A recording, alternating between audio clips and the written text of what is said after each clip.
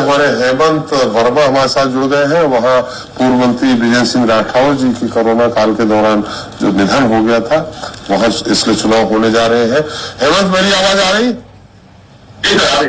जैसा कि माना जा रहा है कि राठौर जी के बेटे को ही टिकट दिया जाएगा, क्या लगता है नितेंद्र राठौर जी को ही टिकट मिलेगा? फिलहाल उनको कितनी सिंपैथी, कितनी सहानुभूति लहर मिलेगी? बीजेपी का सरकार है यहाँ, उपचुनाव संभवतः ज्यादातर जिसकी सरकार होती है उसके पक्ष में जाया करते हैं। क्या लग रहा है वहां, और कौन बीजेपी से प्रबल दावेदार है? जी सर, आपको बता दें, चुनावी रण की स्थिति प्रतिपुर में बिल्कुल साफ दिखाई देने लगी और यहाँ मुख्य मुकाबला भाजपा और कांग्रेस के बीच रहेगा, क्योंकि दोनों ही दलों के नेता स्वर्गीय ब्रजेंद्र सिंह राठौर के निधन के बाद से मैदानी कसरत कर रहे हैं। और वहीं इस चुनाव की अगर बात की जाए तो कांग्रेस से नितेंद्र सिंह राठौर है, जो कि ब्रजेंद्र सिंह राठौर के पौत्र हैं, उनका नाम लगभग क्लियर माना जा रहा है। वहीं भाजपा में लंबी लिस्ट है जिसको लेकर मंथन जारी है, लेकिन भाजपा में प्रत्याशियों की लंबी फौज होने की वजह से काफी सजग बना हुआ है। चूंकि 2018 के विधानसभा चुनाव की अगर बात की जाए तो यहाँ के जो प्रत्याशी थे उनकी जमानत जब्त हुई थी, और इसके बाद दमोह उपचुनाव में मिली करारी शिकस्त के बाद भारतीय जनता पार्टी यहाँ खूब का कदम रख रही है। भारतीय जनता पार्टी नहीं चाहती है किसी भी कीमत में यहाँ से वो चाहती है कि यहाँ से ही वो सीट निकाल पाए। जी सर। दूसरे नंबर पे सपा थी वहां, सपा से शिवपाल यादव जी थे। बिल्कुल सर। अब वो आपको बता दें बीजेपी में आ गए हैं। जी सर, बिल्कुल। समाजवादी पार्टी से डॉक्टर जो शिवपाल सिंह थे और वो भारतीय जनता पार्टी में आ गए हैं, और वो भी अब कहीं ना कहीं भारतीय जनता पार्टी से अपनी दावेदारी जता रहे हैं। और लेकिन अगर अभी तक की जो मुख्य बात की जाए तो कांग्रेस का पल्ला भारी है, उसकी वजह ये निकलकर सामने आ रही है, क्योंकि यहाँ पर जो कोरोना काल में जो लोगों ने तंत्र झेला है, जिस प्रकार से यहाँ पे जो समस्याएं हैं, और कहीं ना कहीं कोरोना काल के दौरान कोई भी ऐसा जनप्रतिनिधि नहीं था जो जनता के दुख दर्द में शामिल हो सके। सब अपने घर पर बैठकर लोगों को मजा ले रहे थे। और यहाँ की मुख्य सबसे बड़ी समस्याएं जो है, लोग पानी, शिक्षा, पलायन और पानी, बेरोजगारी, ये यहाँ का सबसे बड़ा मुद्दा है, जिसको लेकर अब तक किसी भी प्रकार से किसी भी नेता ने इस बात को सामने नहीं रखे। दावे तो करते रहे कि यहाँ के ये मुख्य मुद्दे होंगे, लेकिन इसको अमली जामा किसी ने नहीं पहनाया। अगर बात की जाए तो यहाँ से मंत्री से लेकर मुख्यमंत्री और केंद्र तक नहीं प्रतिनिधित्व इस जिले से हुआ है, लेकिन जो सुविधाएं, जो व्यवस्थाएं इस जिले को मिलनी चाहिए थी, वो अब तक वहां उससे वंचित है।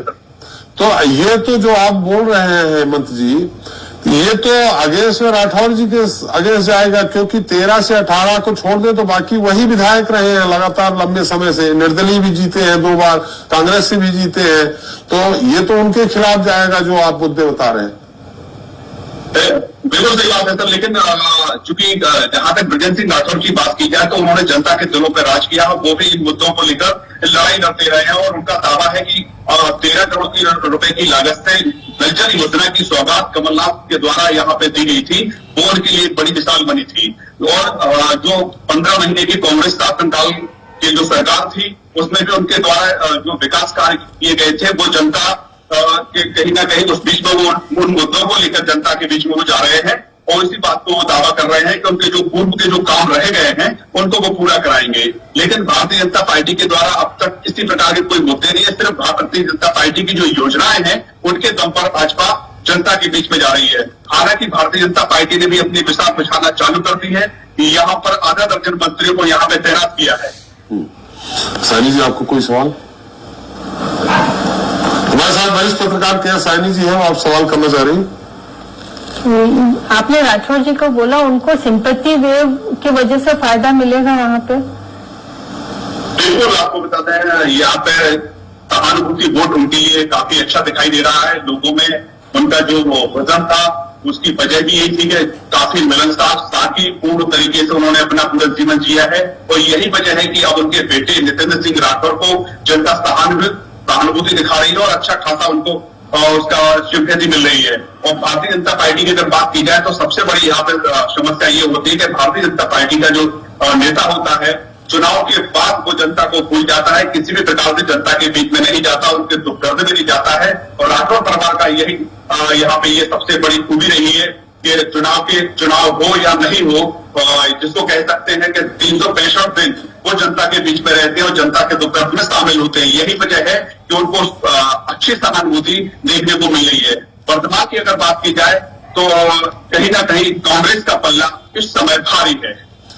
चलिए हेमंत जी, आप बने रहे हमारे साथ। नितिन राठौर जी जुड़ गए हैं, जो कांग्रेस के लगभग तय प्रत्याशी घोषित हो चुके हैं।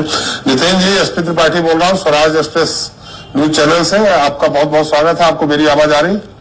नमस्कार त्रिपाठी जी। जी मैं असल में अपने क्षेत्र में ही हूँ, सिग्नल्स कहीं आ जा रहे हैं। खैर बताइए आप।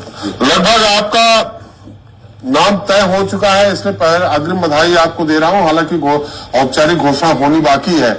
एक सवाल यहाँ था, ब्रिजेंद्र सिंह जी से, आपके पिताजी से मैं कई बार, हमारे ऑफिस में दफ्तर भी यहाँ आते रहे हैं, स्वराज एक्सप्रेस में कई बार दर्जनों मर्तबा वो बैठे हैं, लाइव में भी बैठे हैं। उनका जो स्वभाव है, जैसा कि कहा जा रहा है, वो बहुत ज्यादा मिलनसार थे।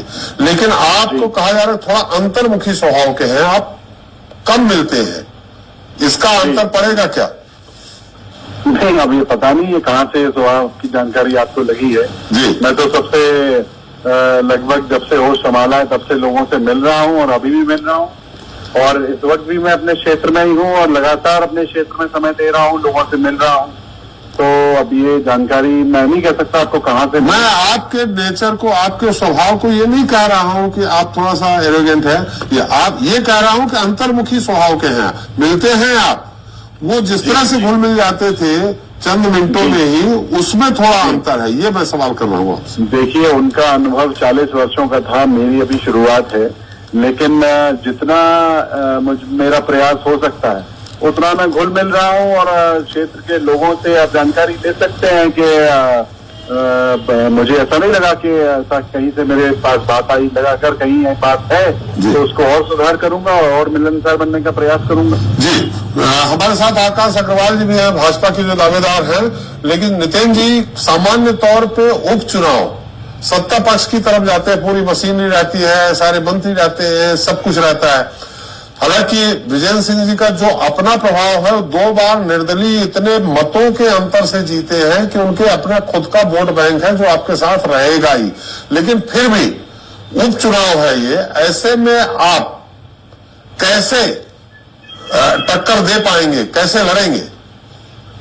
देखिए, मेरे पिताजी ने जनता की इतने वर्षों लगातार सेवा की है, इतने काम किए हैं, कई काम उन्होंने कराए हैं, और उसके साथ साथ मैं अभी आया हूं तो मेरा उद्देश्य यही है कि क्षेत्र में जो भी यहाँ की समस्याएं हैं, जो विकास के कार्य हैं, इन सबको पूरा करना है। और भारतीय जनता पार्टी इस वक्त लोग हकीकत में परेशान हैं, क्योंकि महंगाई चरम सीमा पर है, भ्रष्टाचार चरम सीमा पर है, तो ये सारी समस्याएं इस वक्त क्षेत्र में सुनाई दे रही हैं। अब उपचुनाव का समय है, मैं मानता हूं कि ये सत्ता दल निश्चित रूप से पावर है, सब कुछ इस्तेमाल करते हैं, लेकिन मेरा मानना है कि जो जनता की जो पावर है और जनता का स्नेह है, इससे ज्यादा बढ़ के कोई और चीज नहीं हो सकती, और वो मेरे साथ। जी, आकाश जी हमारे साथ है। लेकिन नितिन जी, हमारे साथ वरिष्ठ पत्रकार के साइनी जी हैं, जो आपसे सवाल एक करना चाह रही हैं।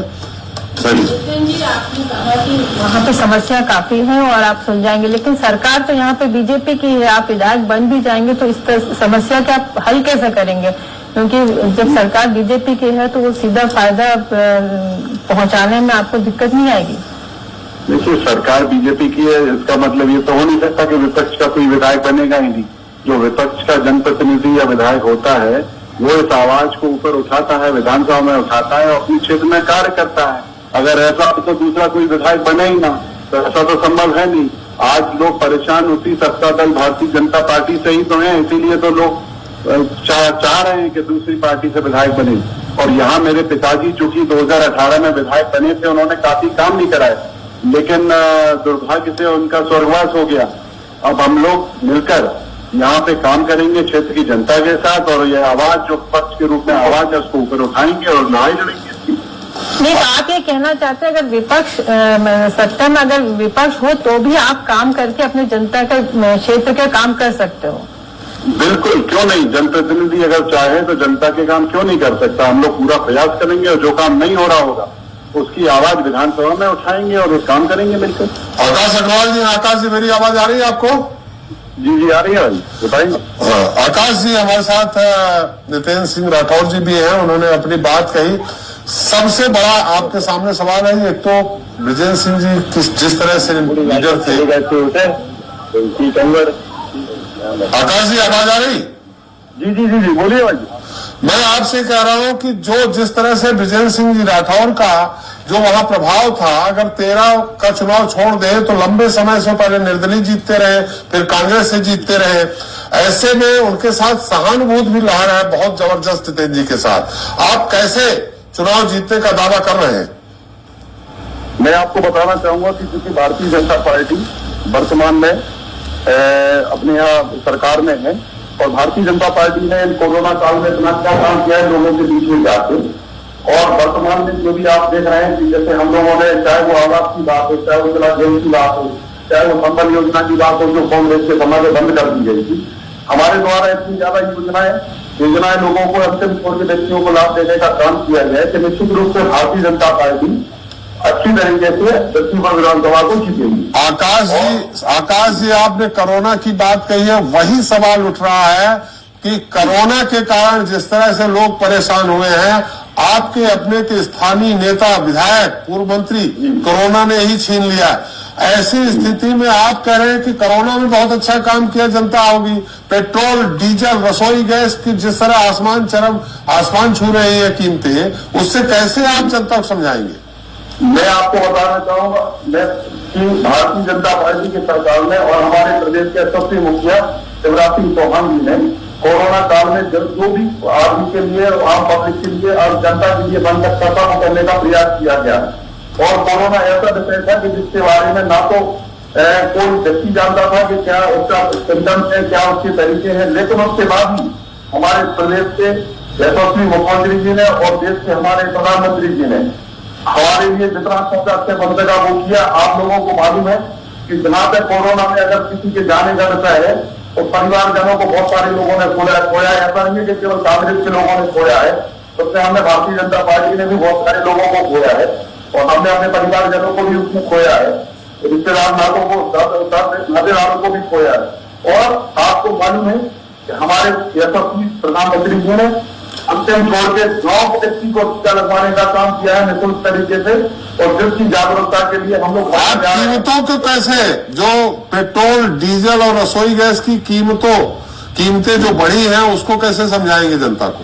बिल्कुल सर, अगर हम इस तरह मानते हैं कि अगर हमारे यहाँ पेट्रोल डीजल की कीमतों में बढ़ोतरी हुई है तो आपको मालूम है कि वो केवल मध्य प्रदेश में नहीं है, क्योंकि जो क्रूड ऑयल आता है उसके आधार पर बढ़ती है, लेकिन क्योंकि अरे आकाश जी क्रूड ऑयल यूपीए सरकार में $140 प्रति बैरल था, आपकी सरकार में $72 प्रति बैरल है, जो अभी 80 हुआ है, तो भी 65 रुपए था, आप 110 बेच रहे हैं।